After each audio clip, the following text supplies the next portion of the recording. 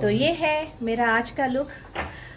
और मैं जा रही हूँ, नहीं मैं बताऊँगी नहीं कहाँ जा रही हूँ, बताऊँगी नहीं कहाँ जा रही हूँ क्योंकि कुछ खास है जहाँ जा रहे हैं सारी है। और ये मेरा लुक है, तो जाके ही बताऊँगी, मतलब जाएंगे तो पता चलेगा कहाँ जा रहे हैं।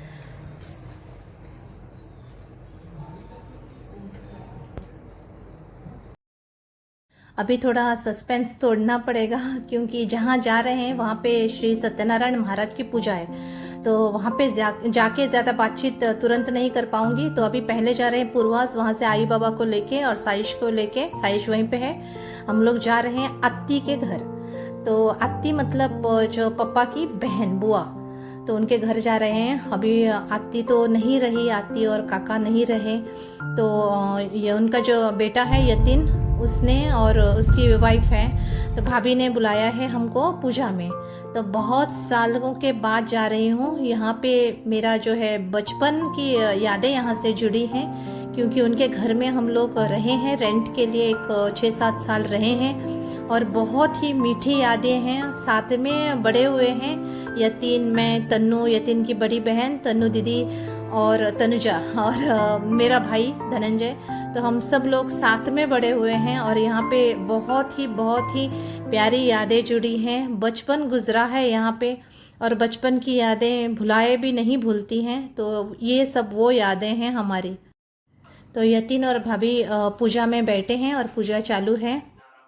लक्ष्मी नारायण भारत देवता पंचामृत शर्करा मधु आप्य जल पयस। और ये जो है घुमट आरती और भजन के लिए इनको बुलाया है यतिन ने, और बहुत ही सुंदर इनका भजन मुझे लगा। श्री ताड़मान महाराज की जय। श्री गजानन श्री कामाक्षी माते श्री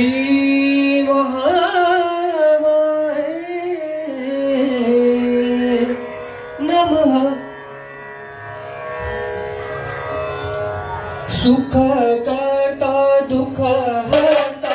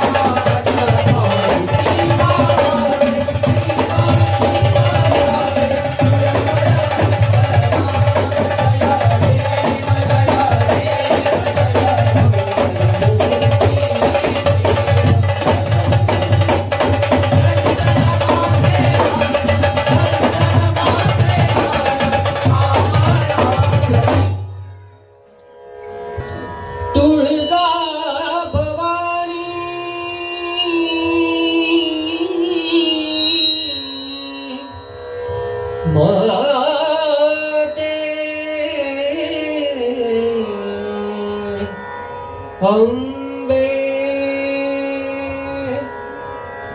जय देवी जय देवी जय जगदम्बे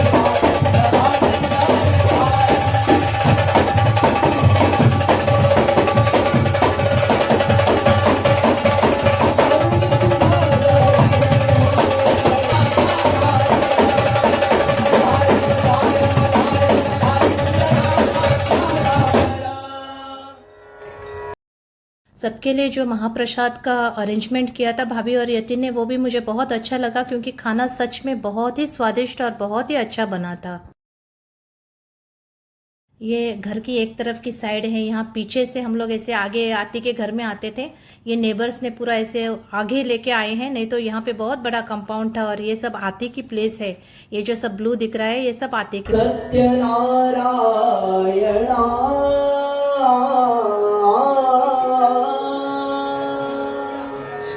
जय तु जय हे नारायणा जय तु जय हे जय तु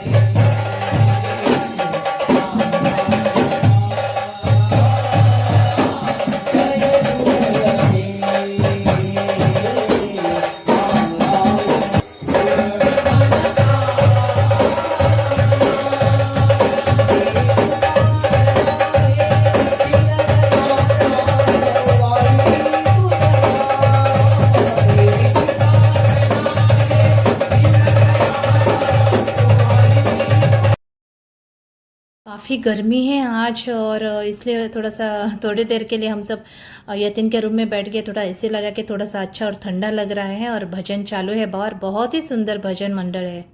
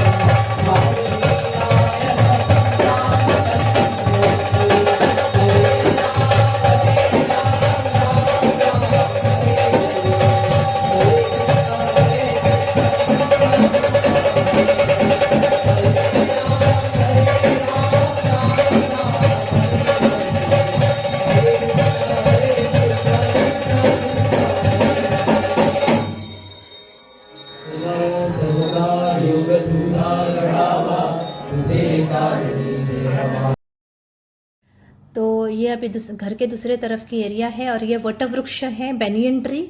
और ये बहुत बड़ा था, पहले पूरे आते के घर पे आता था और पीछे तरह हमारे घर के ऊपर भी ऐसे थोड़ा आ जाता था। और ये सब नेबर्स के घर हैं, पहले सब ये पीछे पीछे था। यहाँ पे ये टाइल्स वगैरह कुछ नहीं था। यहाँ पे मेरी मम्मी झाड़ू लगाती थी और ये यहाँ पे शिव का जैसे छोटा सा मंदिर बनाया है। और यहाँ पे हम लोग क्या करते थे, ये सब पत्ते इकट्ठा करके हम लोग ठंडी के मौसम में यहाँ पे ये जला के बैठ जाते थे। ये रवि मामा है, ये साइड ये इनका घर है।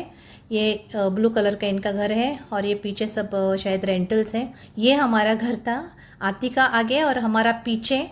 और यहाँ पे हम लोग रहते थे। ऐसे कुछ नहीं था, यहाँ से दरवाज़ा था तो यहाँ से हम लोग एंटर करते थे और यहाँ छोटा सा गार्डन जैसे बनाया था।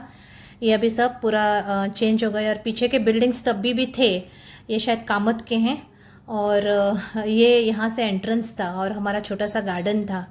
और ये रवि मामा का घर और यहाँ से जो कुआं है वहाँ जाने के लिए रास्ता था। और ये बैनियन ट्री है तो यहाँ के नीचे मतलब ये जो रेड उसका फ्रूट्स होता है तो बहुत सारे गिरते रहते थे और हम लोग सब वो पत्ते इकट्ठा करके ठंडियों के दिनों में वो जलाते थे और नीचे बैठ जाते थे। और रवि मामा बहुत ही प्यार से अपने घर में लेके जा रहे हैं दिखाने के लिए। बाबा जाके आए और मैं और आई आए हैं अभी और वो अपना घर दिखा रहे हैं। आजकल आप किसी के घर पे जाए तो बाहर से ही क्या काम है ऐसे पूछते हैं और ये देखिए कैसे लोग हैं। बारीक बारीक आई बहुत खुश हो गई है और उनको अप्रिशिएट भी कर रही है। यही तो वो सिंप्लिसिटी है ज़िंदगी की जो अभी धीरे धीरे ख़त्म हो रही है। और ये बैनियन ट्री जिसके नीचे हम लोग खेल के बड़े हुए हैं। और कुएं पे मैं जाना चाहती थी लेकिन अभी लेट हो रहा है इसलिए वापस जा रहे हैं। और ये है मेरे तन्नू और मैं और आज सब बचपन की यादें हमारे ताज़ा हो गई।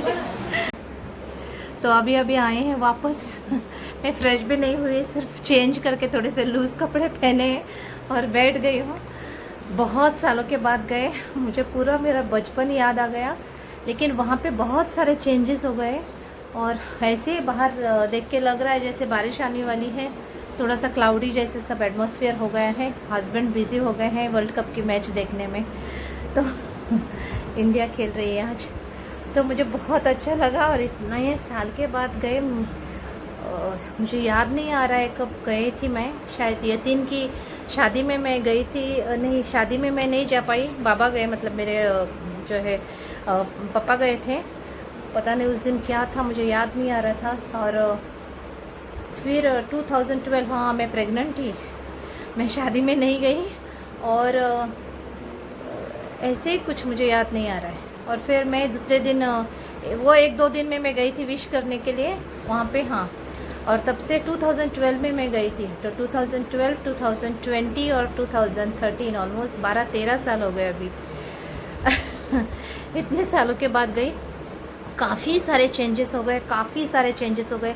इतने बिल्डिंग्स वगैरह कुछ भी नहीं था, बहुत बड़ा वाड़ो था, वाड़ो मतलब विलेज जैसे, और बहुत सारे घर थे वहाँ पे। हम लोग शायद 6 साल ऐसे, 6 से 7 साल ऐसे कुछ रहे वहाँ पे, और उससे ज़्यादा नहीं। लेकिन तब आत्या थी, आत्या मतलब अभी जिस घर में हम गए हैं, यतीन के मम्मी पापा थे और हम लोग बहुत ही छोटे थे सब। मैं 5th में शायद 4th स्टैंडर्ड में थी और 5th में मैं प्रमोट हो गई थी, तो 5th में गई थी।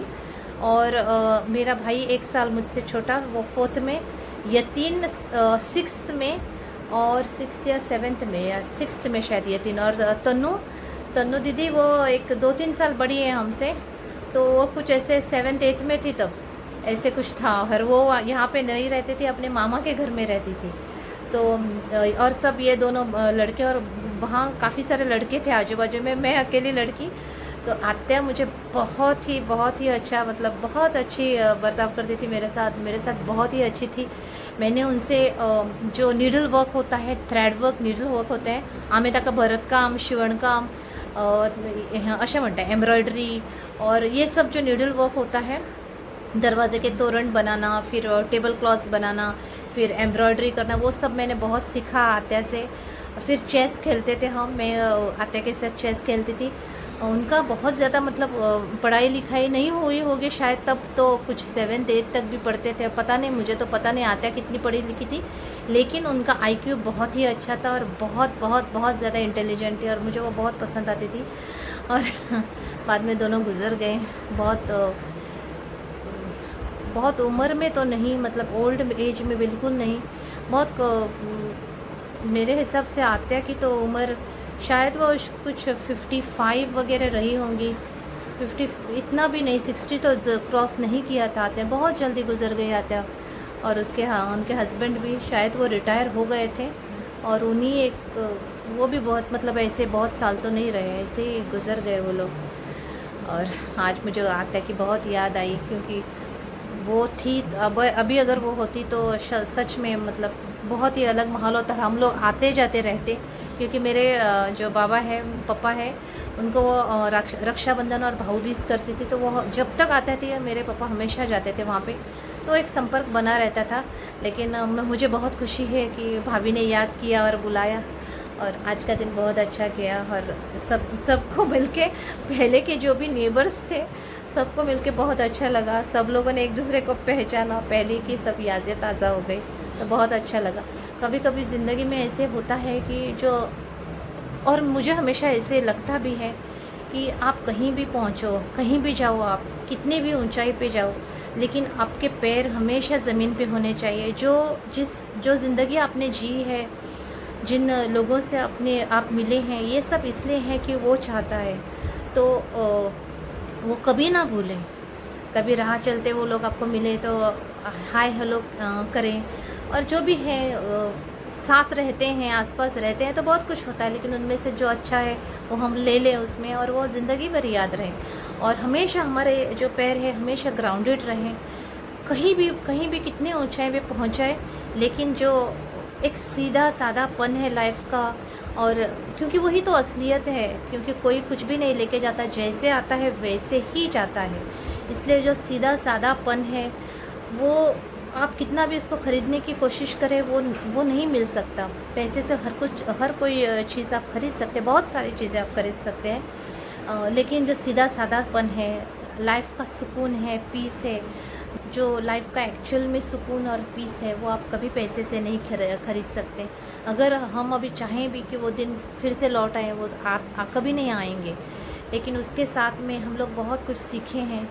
और फॉर एग्ज़ाम्पल ऐसे होता था कि नेबर्स में देखिए, अभी जो भी हमसे मिले, अभी हर किसी को काकी, मामा, मामी, काका ऐसे हम लोग बुला रहे हैं। अभी आप अगर नेबर्स को देखें तो हम लोग ये सब अगर किसी को बुलाएंगे तो कई लोगों को तो पसंद भी नहीं आएगा, तो mister so and so, Mrs so and so, या फिर मैम, या फिर व्हाटएवर, लाइक आंटी, अंकल, ऐसे ज़्यादा वो भी कोई लोग पसंद करते हैं। तो और बहुत सारे लोग तो अपना फर्स्ट नाम से ही पुकारना पसंद करते हैं। तो ये सब बहुत चेंजेस हो गए हैं हमारे सोसाइटी में, पहले यहाँ पे ऐसे नहीं था। और अभी हर किसी से मिले उनसे यही मामा, मामी, और ये सब मतलब कितना अपनापन लगता है। उनसे कोई रिश्ता नहीं है, हमारा कोई नाता नहीं है, लेकिन फिर भी कितना अपनापन है। अभी जिनके घर में गए उनके घर में हम रहे थे, रेंट को रहे थे हम लोग, लेकिन बहुत सालों तक, जब तक आते और काका थे, मतलब स्पेशली जब आते थी तब तक भाऊ बीज और रक्षाबंधन, ये तो मतलब वो आते थे, हम लोग जाते थे, तो ये सब चालू ही था। फिर धीरे धीरे मैं भी यहाँ पे नहीं थी और वो सब चीज़ें बहुत कम हो गई, लेकिन अभी लगता है कि हाँ, ये कितनी चीज़ें मेंटेन करना भी कितना ज़रूरी है। And I am really thankful to भाभी की उन्होंने हमें याद किया। ये बहुत बड़ी चीज़ है, ये बहुत बड़ी चीज़ है, क्योंकि भाभी जब शादी करके आए उनके घर में, यतिन की जब शादी हुई तब आत्या नहीं थी। वो नहीं जानती थी कि हम लोग मतलब एक साथ रहे हैं और कैसे लाइफ हम लोगों ने जी है, जैसे कि सच में एक दूसरे के रिलेटिव्स हों, और रेंटल्स की जैसे कभी नहीं रहे। और इतना जो अपनापन और इतना सब मतलब पारिवारिक जो संबंध था, तो मुझे आज बहुत ही प्राउड मतलब मुझे महसूस हुआ कि भाभी ने याद किया। ठीक है, अगर यतिन ने भी याद किया होता तो वो हमारे साथ रहा है, हम एक दूसरे के भाई बहन जैसे और फैमिली जैसे रहे हैं, लेकिन भाभी ने ये सब कुछ कभी नहीं देखा था, फिर भी उसने याद किया और उसने बुलाया। तो I am really very very thankful to भाभी। गॉड ब्लेस यू भाभी, और आपकी उम्र बहुत ज़्यादा हो, आपको हर खुशी मिले कि आप जो ऐसे रिलेशंस को आपने मतलब मान रखा। आपके बाकी तो जो रिलेशंस थे वो तो सब आपके रिलेटिव्स हैं, फिर नेबर्स हैं, वो अभी भी हैं आज आजू बाजू में, लेकिन हम लोगों को आपने याद किया, इसके लिए आपका बहुत बहुत शुक्रिया। थँक्यू सो मच भाभी। देवान तुमका अशी बरी बुद्ध दिवं आणि अशेंच तुमकां म्हळ्यार भरपूर सूख दिवं। तुम्ही जे आमकां तुम्ही आमची उगडास जो तुम्ही केलो, आणि एक म्हणजे असं एक मोगाळ मायेचे हे जे तुम्ही एक नातें कशें आशिल्लें ताजी परती एकदां याद करून दिली, आनी तें आसा अशें दाखयलें, म्हणून तुमकां खूब खूब देव बरें करूं। थैंक यू सो मच भाभी। मैं वहाँ पे आई इसलिए सच में मुझे बहुत अच्छा लगा। सिर्फ एक बात का थोड़ा सा बुरा लग रहा था कि एक गांव जैसे था, वहाँ पे बहुत सारे घर थे, कुआं था। बोले आते वक्त थोड़ा लेट हो गया, मतलब हस्बैंड को मैच देखनी थी, मैं जाना चाहती थी वो कुएं को देखने के लिए, वहाँ पे जाके हम लोग पानी भरते थे। तो मुझे वो सब बहुत याद आया। थैंक यू भाभी, थैंक यू सो मच। तो ये था आज का एक इमोशनल सा और प्यारा सा एक ब्लॉग। तो मिलते हैं एक नए ब्लॉग के साथ। Thank you and bye bye.